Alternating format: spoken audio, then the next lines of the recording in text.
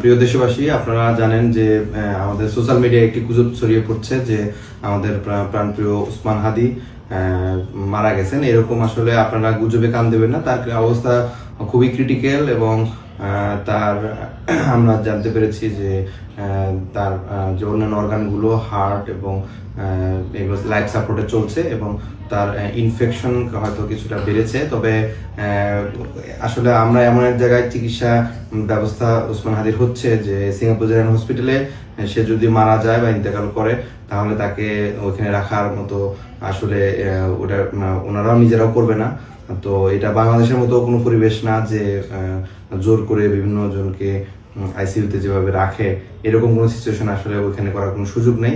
যদি তার অবস্থা খুবই সংকটাপন্ন হয় এবং তাকে যদি ডেথ ডিক্লেয়ার করতে হয় সেক্ষেত্রে তারা সাথে সাথে করে ফেলবে। তো যে গুজব আপনারা বিভিন্ন দিকে দেখছেন সেই গুজবে কান না দিয়ে আপনারা তার জন্য দোয়া করেন। সে স্টিল ফাইট করছে এবং আমরা সবাই দোয়া করি যে সে যেন আবার কামব্যাক করে। আর আপনারা সবাই তার জন্য দোয়া করবেন, তার পরিবারের জন্য দোয়া করবেন।